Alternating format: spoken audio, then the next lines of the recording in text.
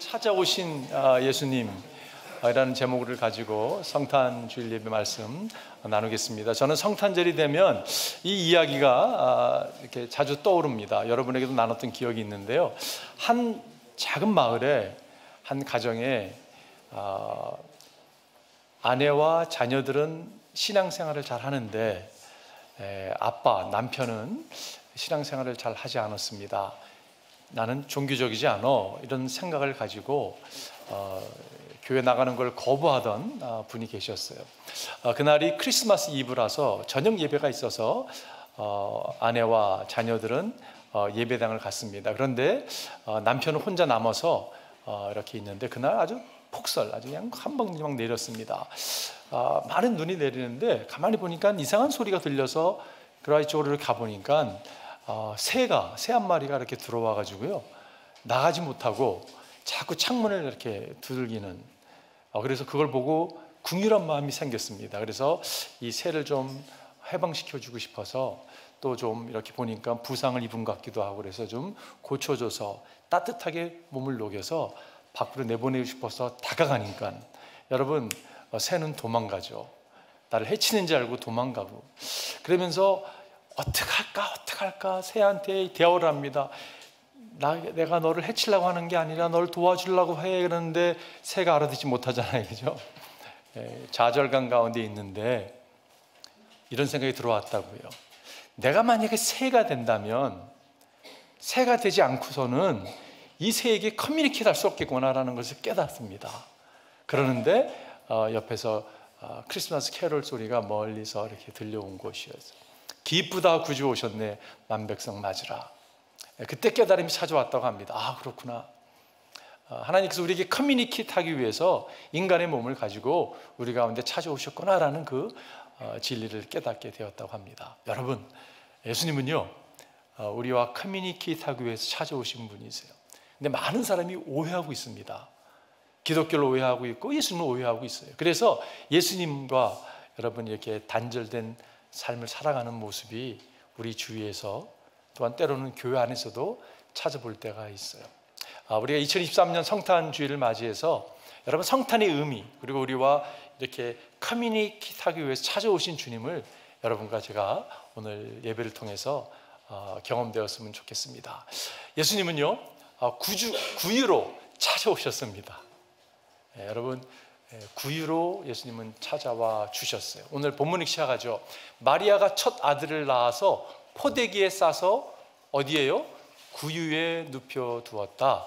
여간에는 그들이 들어갈 방이 없었기 때문이다. 여러분, 구유가 뭐 하는 곳입니까? 우리는요, 여러분, 크리스마스 데코레이션을 상상하면 구유 그러면 말구유를 생각해요, 그죠? 근데 사실 여러분, 정확하지는 않습니다. 왜냐하면 성경에 말구유였다라고 기록되어 있지 않기 때문에 그래요.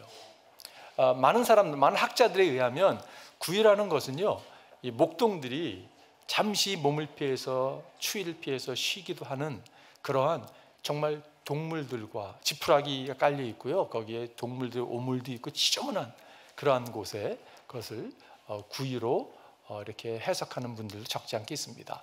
말구유건 그런 정말 아주 좀 이렇게 지저분한 곳이건, 예수님은 구유에 여러분 누워 계십니다. 이게 굉장한 사실이거든요. 여러분 생각해 보십시오. 예수님은 성경이 뭐라고 이야기하고 있습니까? 그분은 하나님이라고 가르치고 있어요, 그죠?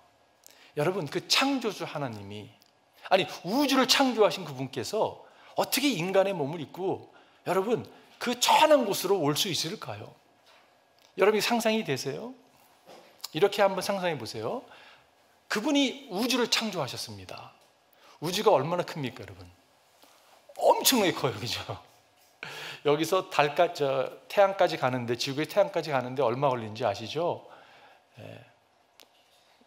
서치 엔진 찾아보면 알 수 있어요, 그죠? 근데 한 가지 아는 것은 멀다는 사실이에요. 90 밀리언 마일이 걸린다고 합니다. 여러분, 그런데 이 우주라는 것을, 갤럭시를 갖다가 우리 인간의 눈으로 볼 수 있는 그게 한계가 어느 정도냐면요, 이 90 밀리언 마일을 가야지 지구에서 태양을 도착하는 거를 한 장의 종이로 이렇게 세워놓는다면 우주를 여러분 인간의 눈으로 볼 수 있는 그게요, 몇 장이 얼마를 가야지 이게 종이가 채워질 수 있을까요? Over 300 miles. 상상이 되세요? 솔직히 상상이 안 됩니다. 370마일인가를 가야지만이 우리가 눈으로 볼 수 있는 우주를 담을 수 있다는 거예요. 근데 그거는 우리가 뭐 텔레스코프를 통해서 볼 수 있는 한계지, 그거보다 더 다시 말해서 지구는요, 여러분, 먼지와 먼지 같은 작은 것입니다. 그런데 예수님께서, 그 창조주 하나님께서 인간의 몸을 입으시고 말 구유에 오물 냄새가 나는 아주 비천한 곳으로 오셨다는 것이요. 그 구유의 의미가 무엇입니까, 여러분? 그거는요, 모든 사람을 품고 있다는 의미예요. 여러분, 만약 예수님께서 왕궁에 태어났다면 어떻게 서민들이 예수님께 다가갈 수 있었겠습니까? 예수님은 어린아기로 가장 비천한 곳으로 우리를 찾아와 주신 분이세요. 이게 놀라운 사실이죠. 세상의 모든 종교는 여러분 마일리지를 쌓는 것과 비슷합니다. 그래서 업그레이드 해야 되는 거예요. 마일리지를 쌓아가지고 어느 정도 내가 선행을 행함으로 어느 의 경제에 이르면 그때 하나님 날 받아주실 거야. 하루에 5번씩 기도를 드리지 않으면 나는 구원받을 수가 없어. 그래서 그거를 좋건 싫건 지켜야 되는, 여러분 세상 모든 종교는 그것을 이야기하고 있습니다. 그런데 유일하게 기독교는 무엇을 얘기하고 있습니까? 저에게는 소망이 없습니다. 저는 죄인입니다. 겸손히 주님께 나아가는 자들을 향해서 주님께서 품어주시는 게 기독교의 메시지예요. 여러분 놀랍지 않습니까? 이 메시지가 여러분 우리에게 오늘 주님께서 선포하시는 메시지예요. 모든 사람으로, 가난하건 부하건 배웠건 못 배웠건, 여러분 우리의 모습이 어떠하건 주님께서 우리를 품기 위해서 예수님은 구유로 찾아와 주셨습니다. 최근에 저희 집에요, 두 건장한 경찰이 찾아왔습니다. 유니폼을 입고, 미국 경찰 보면 좀 이렇게 그래도 좀 이게 있잖아요, 그죠? 딱 들어오는데, 왜 들어왔냐면 옆집에서 리포트가 들어왔는데 어느 강도가 숨어든 것 같은데 혹시 우리 집에 있는 사람들이 인질로 붙잡혀 있는지 모를 것 같다는 리포트가 들어와서 경찰이 참 고마운 일이죠. 만약에 정말 그런 일이 있었다면. 근데 경찰이 딱 들어왔어요. 들어오기 전에요, 유니폼을 입고 탁탁 올라오는데 저희 집에 강아지 아니라 고양이 한 마리가 있거든요. 어린 고양이가 있는데 고양이가 밖을 늘 쳐다보는 걸 좋아하는데 그날 건장한, 한 번도 못 보던 두 경찰이 유니폼을 입고 걸어 올라오니까 이 고양이가요 어떻게 반응했냐면요, 여러분 고양이가 무슨 호랑이가 된 것처럼 하고 있는 거예요. 그러더니 경찰이 초인종을 딱 누르니까, 이 고양이 약점이 뭐냐면 초인종에는 너무 무서워하는 고양이에요. 그러더니 갑자기 숨어버렸어요. 오해한 거죠. 고양이가 오해한 거예요. 이 사람은 우리를 프로텍하기 위해 왔는데 이 사람이 우리를 해치지 않을까. 여러분 고양이가 안 나왔어요. 못 찾겠는 거예요, 고양이를요. 손님이 와도 금방 지나가면 나오거든요. 하루가 지났습니다. 나오지 않는 거예요. 이틀이 지났어요. 저희가 걱정이 되는 거예요. 뭘 먹어야 되는데 얘가 아무리 뭐 집도 큰 집이 아닌데도 불구하고 나중에 보니까 옷장 깊은 곳에 숨어 있더라고요. 여러분 혹시 예수님이 여러분과 저를 찾아오셨는데 숨어 계신 분 계세요? 왜 숨어 있을까요? 오해하면 숨어 계세요.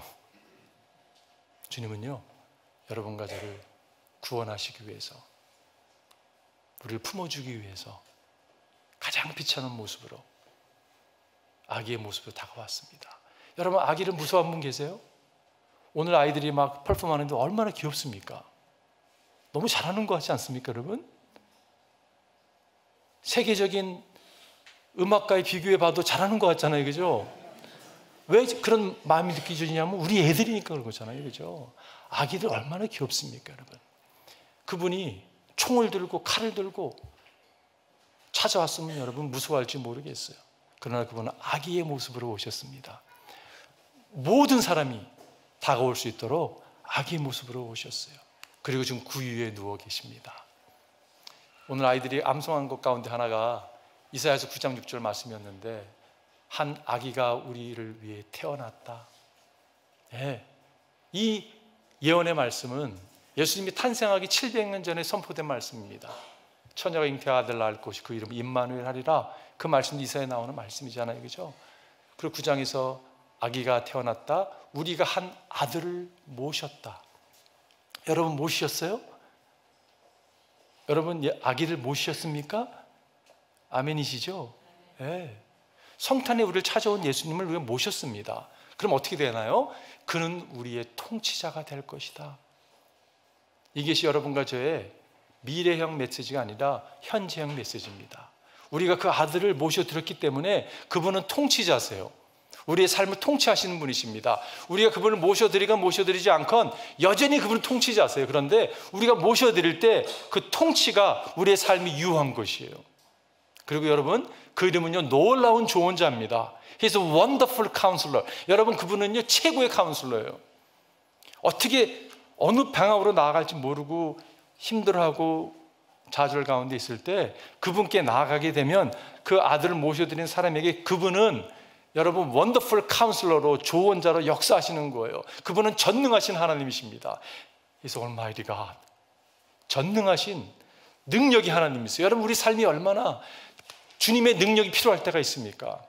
우리의 삶이 너무 이게 버거운 거예요. 내 힘으로 도저히 감당할 수 없는 거예요. 여러분, 이것이 인생이잖아요, 그죠? 수많이 경험하고 우리가 맨날 부닥치는 게 이것 아닙니까, 여러분? 근데 주님이 우리가 그분을 아들로 모셔드릴 때 그분은 전능하신 하나님이 역사한다는 것이에요. 능치 못한 일이 없다라고 주님이 말씀하고 계시는 거예요. 근데 키가 뭡니까, 여러분? 아들을 모셔드리는 거예요. 그리고 그분은 영존하신 아버지세요. He's everlasting Father. 여러분, 그분은요 아버지신데, 우리 아버지는 연약하고 사시다가 돌아가시고 하잖아요, 그죠? 근데 그분은 영존하신, 영원하신 분이세요. 그리고 그 아버지는 여러분과 제가 어려운 가운데 처해 있을 때 달려가면 늘 양팔을 벌리시고 품어주시는 분이세요. 그분의 어깨에 여러분과 저를 들을 수 있는 분이 영존하신 아버지이세요. 그리고 그분은요 평화의 왕입니다. He is a Prince of Peace. 평화의 왕이에요. 우리는 하나님과 평화하지 않았습니다. 그러나 예수를 통해서 아들을 모셔드릴 때 평화가 찾아왔어요. 하나님과 원수됐던 우리가 평화가 찾아왔습니다. 그뿐만이 아니라 하나님과 평화가 찾아온 사람은요 이웃과 평화가 찾아오게 되는 것을 우리가 알 수가 있어요. 구유로 우리를 찾아오신 예수님, 그분을 알아보고 그분 앞에 예배드릴 수 있다면 그 인생은 복된 인생입니다. 성공한 인생이에요. 자, 두 번째는요, 예수님은 마리아를 통해 우리를 찾아와 주셨습니다. 예수님은 마리아를 통해서 우리를 찾아와 주셨는데 왜 마리아일까, 하필? 여러분, 왜 하나님께서 마리아를 선택하셨을까요?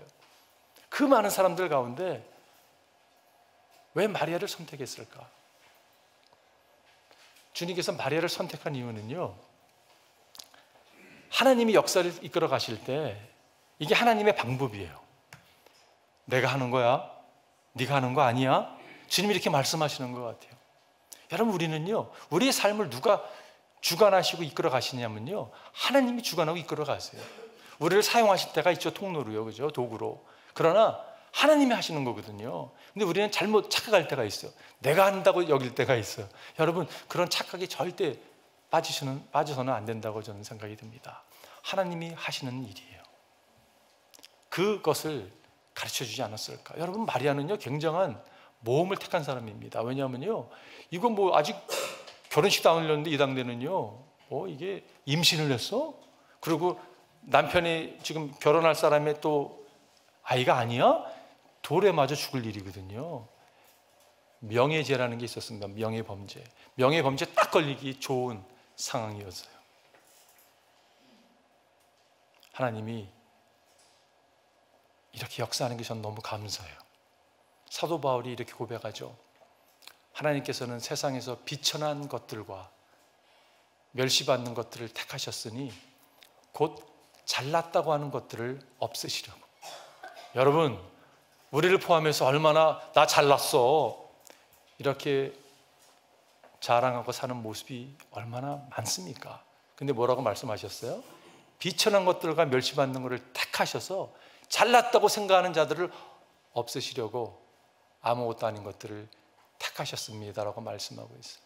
27절이 빠졌네요. 앞에 보면 그런데 하나님께서는 지혜 있는 자들을 부끄럽게 하시려고 세상의 어리석은 것들을 택하셨습니다. 강한 것들을 부끄럽게 하시려고 세상의 악한 것들을 택하셨습니다. 이게 하나님이 일하시는 방법이에요. 정말 세상에 지혜 있는 자들이 많은데 하나님께서 지혜 있는 택한 것이 아니라 어떻게 보면 미련하게 여겨지는 어리석은 자를 택하셔서 지혜 있는 자를 부끄럽게 하시고 약한 자를 택하셔서 강한 자를 부끄럽게 하시는 거예요. 왜냐? 네가 하는 게 아니라고. 이거는 전적으로 하나님이 하신다는 것을 말씀해 주기 위함인 것을 알게 돼요. 이게 하나님의 방법이세요. 저는 이게 얼마나 감사한지 모르겠어요.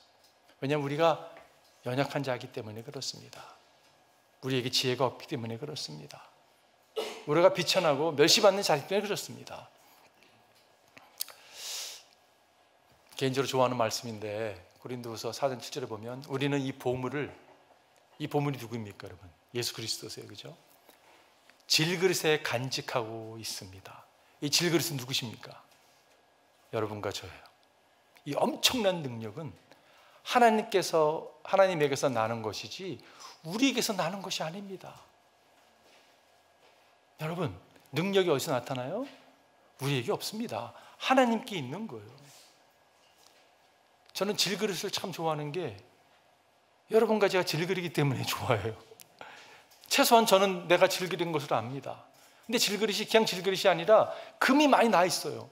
여기도 깨져 있고 저기도 깨져 있어요. 근데 여러분 생각해 보세요. 이 질그릇에 금이 많이 나 있는데 물을 부으면요 물이 다 쏟아서 나갑니다. 근데 질그릇에 뭐가 담겨져 있냐면요 보물이 담겨져 있는 거예요. 예수님이 담겨져 있는 거예요. 그 보물은요 빛이에요. 이 세상 어두운 세상 가운데 내가 담고 있는 그 보물로 인하여 빛으로 인하여 깨진 그 사이로 틈 사이로 빛이 빡 흘러나가는 거예요. 누가 드러납니까 여러분? 예수님이 드러나는 거예요. 사도 바울이 그래서 자랑하는 거예요. 뭐를 자랑했습니까? 약함을 자랑했습니다. 사도 바울의 고백을 보십시오. 그러므로 나는 그리스도를 위하여 병학함과 모욕과 궁핍과 박해와 곤란을 겪는 것을 기뻐합니다. 아니 어떻게 기뻐요? 이건 좀 이상하잖아요. 그죠? 약간 파라독스칼한 표현 아닙니까 여러분? 근데 이게 기독교인의 티칭이에요. 내가 약할 그때에 오히려 내가 강하기 때문입니다. 왜 약할 때 강하게 나타날까요? 약할 때 주를 의지하게 되잖아요. 그죠? 우리 삶이 여러분 정말 주님의 능력이 필요한 시기를 지날 때가 저는 늘 있다고 생각합니다. 우리를 보는 것이 아니라 그리스도를 보고 나아가는 여러분과 제가 되기를 바라요. 마리아가 가브리엘 천사를 통해서 너를 통해서 메시아가 탄생할 거라는 이야기를 들었을 때 그는 티네이저였습니다. 여러분, 어린 소녀가 이 말을 듣고서 얼마나 놀랐을까, 얼마나 두려웠을까라는 생각을 하게 돼요. 여러분 누가복음에 보면 이렇게 말합니다. 마리아가 그 얘기를 듣고서 천사에게 말하였다. 나는 남자를 알지 못하는데 어떻게 이런 일이 있겠습니까? 이 말을 제가 이야기한 것처럼 이야기했을까요? 아주 점잖게 나는 남자를 알지 못하는데 어떻게 이런 일이 있겠습니까? 라고 얘기하지 않았을 거라고 생각해요.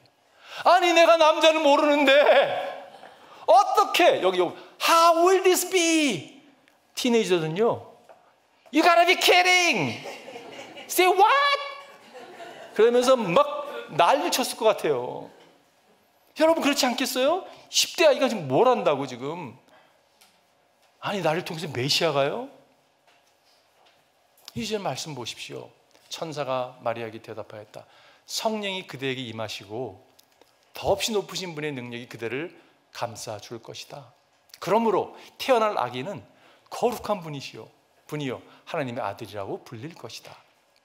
보아라 그대 친척 엘리사벳도 늙어서 임신하였다. 임신하지 못하는 여자라 불리던 그가 임신한 지 벌써 6달이 되었다. 비교를 해도 좀 너무한 거 아니에요? 나는 지금 어린데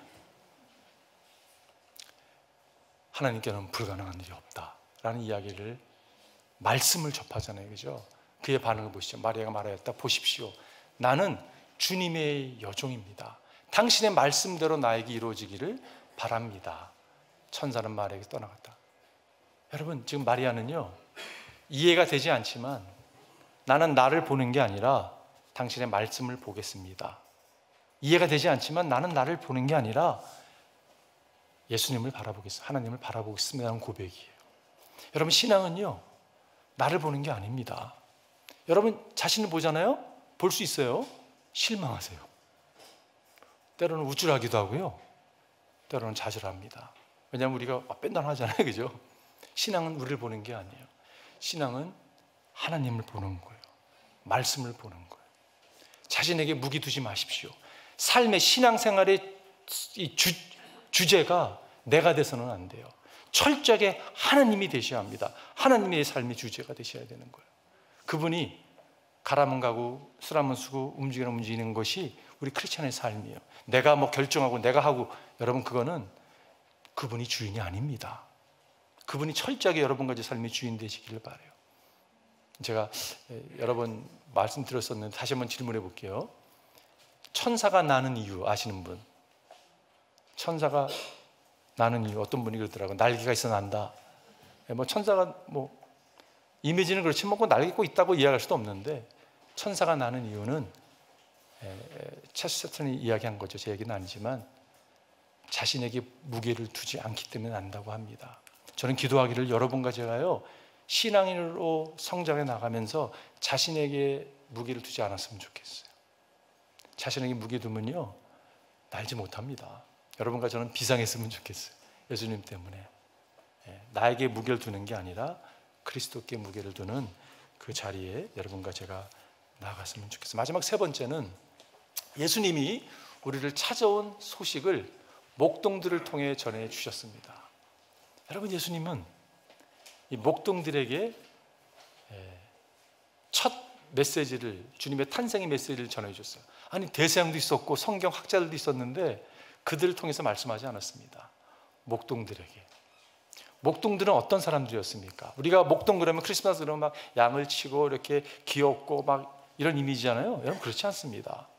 목동들은요, 유대인들에게 사회적으로 종교적으로 비천한 자라고 멸시받던 사람들이에요. 오늘날의 사실은요, 백정과 같은, 어떻게 보면 그런 사람들이었습니다. 그들이 동물을, 양과 뭐 염소를 지킬 뿐만이 아니라 그걸 또 죽이기도 하고 하는 일도 감당했던 것이 사실 학자들에 의하면 기록되어 있거든요. 여러분, 사회적으로 종교적으로 유대인들이 싫어하는 사람들이었어요. 근처도 이분들이 냄새가 나고 더러운 사람들이거든요. 근데 천사가 그들을 찾아가서 그들에게 이 놀라운 메시지를 전해주는 거예요. 그리고 그들은 이 메시지를 접하고 이 메시지를 증거하는 자리에 나가는 것을 알 수가 있죠. 보십시오. 그들은 아기를 보고 나서 이 천사들에게 이 메시지를 접하고 지금 찾아가죠. 그리고 아기를 보고 그 아기에 관하여 자기들이 들은 말을 그들에게 알려주었다. 저는 이 표현이 너무 좋았어요. 지난주에 말씀 묵상하다가 아기에 관하여. 여러분, 우리가 전하는 것은 우리를 전하는 게 아니라 아기에 관하여 예수 그리스도에 대해서 여러분과 제가 전하기를 바라요. 여러분, 이 기쁜 소식을 전했으면 좋겠습니다. 주님께서 목동들을 택했어요. 저는요, 목동들은요, 변두리 사람들도 아니거든요. 어떻게 보면 변두리 한참 변두리예요. 제가 이민교회가 소망이 있다고 여기는 것 중에 하나가 있다면 우리의 모습이요, 목동 같은 모습이 있기 때문에 그렇습니다. 여러분, 우리 가운데 이런 얘기하면 기분 나빠하는 분 계실지 모르겠어요. 근데 최소한 1세, 우리 1세들 이민자들의 모습 가운데 여러분, 어떻게 보면 메인스트림에서 정말 들어가서 일하는 분도 계시지만 이게 쉬운 건 아니잖아요. 문화적으로나 언어적으로나 여러분 쉽지 않습니다. 이 가운데 어떻게 보면 변두리 사람처럼 살아가는 모습이 우리가 될지 모르겠어요. 그런데 하나님께서 목동을 사용하셔서 이 거룩한 메시지, 기쁜 메시지를 사용하신다면 저는요, 이민교회 1세들에게 소망이 있다고 저는 믿습니다. 왜냐하면 우리가 의지할 분은 예수님밖에 없어요. 그렇지 않습니까, 여러분? 우리가 의지할 분이 누가 있습니까? 예수님밖에 없잖아요. 그죠? 그분을 의지하고 그분의 메시지를 증거하는 자리에 여러분과 제가 사용받기를 원해요. 최고의 선물이 무엇일까요? 여러분, 최고의 선물이 무엇일까요? 기쁨의 선물이 무엇일까요? 예수님이세요. 그 이중섭 화가, 한국의 이중섭 화가 아시죠, 여러분? 뭐 황소 같은 걸 그래서 유명한. 근데 그분이 그분에 관련된 이야기 가운데 이분이 1916년생입니다. 그리고 40살에 1956년에 세상을 떠나게 되죠. 여러분 생각해 보세요. 1916년에서 1956년, 그 참 쉽지 않은 시대를 사신 분이잖아요. 천재성이 있어서 그림을 그리기도 하고. 근데 그분이 너무 가난한데 친구가 아픈 거예요. 친구에게 병문안을 가고 싶은데 친구가 저는 복숭아를 살 돈이 없는 거예요. 그가 늦게 병문안을 갑니다. 그리고 친구한테 가서 내가 일찍 오고 싶었는데 당신이 좋아하는, 자네가 좋아하는 복숭아를 사오지는 못했다고. 근데 하나 그려왔다고. 그러면서 그 그림을 이렇게 주더래요. 여러분, 그 친구가 뭐 이런 걸 선물 갖고 왔어? 이럴 친구가 있겠어요? 너무 감격해서 감사의 눈물을 흘렸다는 그런 이야기가 있습니다. 여러분, 얼마나 귀한 선물이에요, 그죠? 여러분에게는 어떤 선물이 가장 고귀한 선물이었습니까? 저는 기도하기를 여러분과 제가, 하나님, 예수님이 저에게는 최고의 선물이었습니다. 기쁨의 선물이었습니다. 이렇게 고백하는 여러분과 제가 되기를 바라요. 보십시오. 천사가 그들에게 말하였다. 두려워하지 말아라. 오해하지 말아라. 나는 온 백성에게 큰 기쁨이 될 소식을 너에게 전하여 준다. 메시아의 찾아오심은 두려워할 일이 아니라는 것이에요. 기쁨의 소식이라는 것이에요. 오해를 낳지 말라는 것입니다. 오늘 다윗의 동네에서 너에게 구주가 나셨으니 그는 곧 그리스도 주님이시다. 그분은 그리스도세요. 구원자세요. 메시아이십니다. 기름 부은 분이세요. 여러분과 저를 구속하기 위해서 찾아오신 분이세요. 제가 여러분 지난주에 말씀 묵상하다가 그런 생각이 좀 들었어요. 제가 한 1년 반 전에, 여러분 기억할지 모르겠어요, 제가 요한복음 시작하면서 하나님, 제가 요한복음을 통해서 복음만 증거하게 해달라고, 그러면서 나름대로 복음서를 이렇게 여러분과 좀 나누고 싶었습니다. 그렇게 쭉 진행해서 오면서 제 마음 가운데 하나님, 교회가 복음을 잘 이해 못하는 모습이 있는 것 같습니다라는, 제 부족함으로 잘 전하지 못하는 것도 있겠고, 그런 마음이 제 마음에 잘 찾아왔어요. 그러면서 제 마음 가운데 어떤 기쁨이 찾아왔냐면, 하나님, 그런데 우리가 다 가정 가운데 있는데, 저도 가정 가운데, 성님 가정 가운데 있는데, 제가 하나님, 목숨이 끊어질 때까지 복음 전하게 해주세요 라고 하는 그런 기도가 나오면서요, 마음이 이렇게 막 회복되고 막 익사문이 막 올라오더라고요. 왜냐하면요, 여러분, 이런 메시지가 어디 있습니까? 세상에 아무리 눈을 찍고 보더라도 이런 메시지 없어요. 아니, 어떻게 우리가 죄인인데 예수님께서, 하나님께서 인간의 몸을 입고 찾아오셔서 우리를 대신해서 죽을 수 있다는 말입니까, 여러분? 이게 복음이잖아요, 그죠? 그뿐만이 아니라 그분은 부활하신 분이세요. 우리가 살아야 될 완벽한 삶을 대신 살아주신 분이세요. 부활로 우리를 의롭게 하신 분이세요.